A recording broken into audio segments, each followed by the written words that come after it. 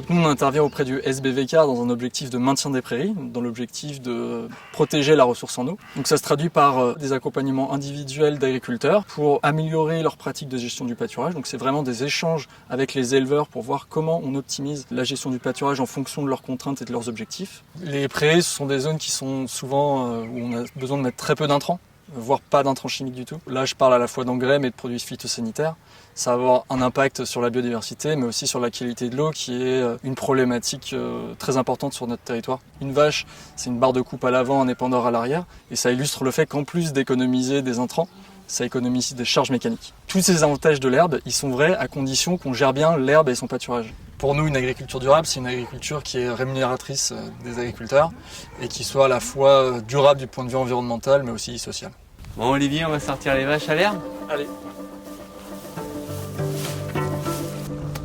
Allez fille, allez. Le pâturage tournant, qu'est-ce que c'est? C'est une méthode à découper une surface à pâturer en zones où les animaux restent un temps limité. Et une fois qu'ils l'ont quitté, n'y reviennent que quand la zone s'est ressourcée et les plantes ont eu le temps de faire leurs réserves. Et l'idée, ça va être de rester que quelques jours sur cette paddock pour éviter le surpâturage, mais à la fois aussi pour maximiser la valorisation de l'herbe. Ça se traduit au printemps par un premier tour assez précoce, qu'on appelle le déprimage, qui a pour fonction principale de créer un décalage de pousse et de favoriser les légumineuses. Et ensuite, on va venir tourner au printemps sur ces différents paddocks, en gardant quelques-uns si possible pour de la fauche. Et puis une fois que la pousse de l'herbe va ralentir, on va réintégrer ces paddocks de fauche dans le tour de pâturage pour pouvoir continuer à pâturer au maximum. À l'automne, on a souvent une reprise de la pousse de l'herbe et donc cette fois-ci, on peut de nouveau tourner plus rapidement sur nos paddocks et valoriser au mieux l'herbe. On a repris l'exploitation familiale derrière nos parents. Eux-mêmes pratiquaient le pâturage tournant qui permet de passer le maximum du GB à l'hectare. Si le temps le permet, du 15 avril au 15 novembre, les 15 premiers jours, ils sortent que la journée. Ensuite, ils sortent matin et soir. Grâce à ça, on réduit la charge mécanique. Hormis la complémentation à l'auge, les vaches se débrouillent par eux-mêmes, ce qui évite de faucher, de récolter, même de faner. La vache, d'une, préfère l'herbe fraîche, de meilleure qualité et plus riche en protéines et en énergie qu'une herbe préfanée. Mis à part les petits cailloux qu'on peut retrouver dans les pattes, sinon les soins vétérinaires sur les vaches sont presque inexistants.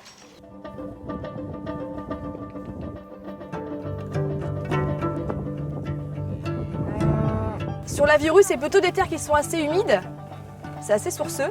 Et donc du coup, j'ai été contactée par les bassins versants qui m'ont proposé ce fameux PSE. Du coup, ça me semblait très logique de suivre cet engagement-là pour entretenir et aménager mes herbages, donc pour éviter justement de polluer les nappes phréatiques. Moi, par exemple, dans mon cas, pâturage tournant, je vais venir ajouter des fils, ajouter des poteaux, augmenter les points d'eau.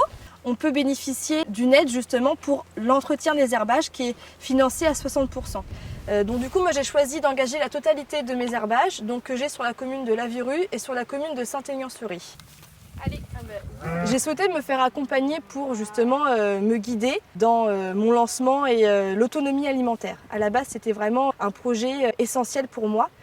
Du temps de mon père, il était obligé d'acheter beaucoup d'aliments à l'extérieur. Donc malheureusement, aujourd'hui, économiquement, c'est difficilement rentable. En tout cas, c'est fragile. Donc je me suis dit qu'il fallait absolument que j'arrive à devenir le plus autonome possible. Vache allaitante, l'idéal, c'est qu'elle soit nourrie à l'herbe. Une optimisation d'herbe, c'est du coup pour ça que j'ai souhaité me faire accompagner sur justement la gestion du pâturage. Ici, les vaches, elles sont du 15 avril au 15 novembre sur une parcelle de 5 hectares qui sont du coup constituées en différents paddocks d'environ d'1 hectare.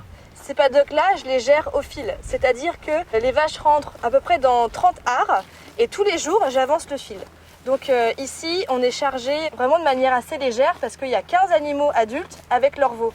Grâce au pâturage tournant et exceptionnellement cette année à la météo qui nous permet d'avoir une magnifique herbe au mois de juillet, aujourd'hui, du coup, je suis contente de faire le tour de mes bêtes et de les voir vraiment en état et du coup de produire des animaux principalement nourris à l'herbe à un moindre coût et du coup en bonne santé. On a mis en place aussi des analyses de sol parce que bien sûr, si notre sol est pauvre, si notre sol est vide, ça ne peut pas pousser. J'ai toujours 50 vaches comme avait mon père sur la même surface et j'arrive quasiment à les nourrir entièrement de manière autonome grâce au pâturage tournant.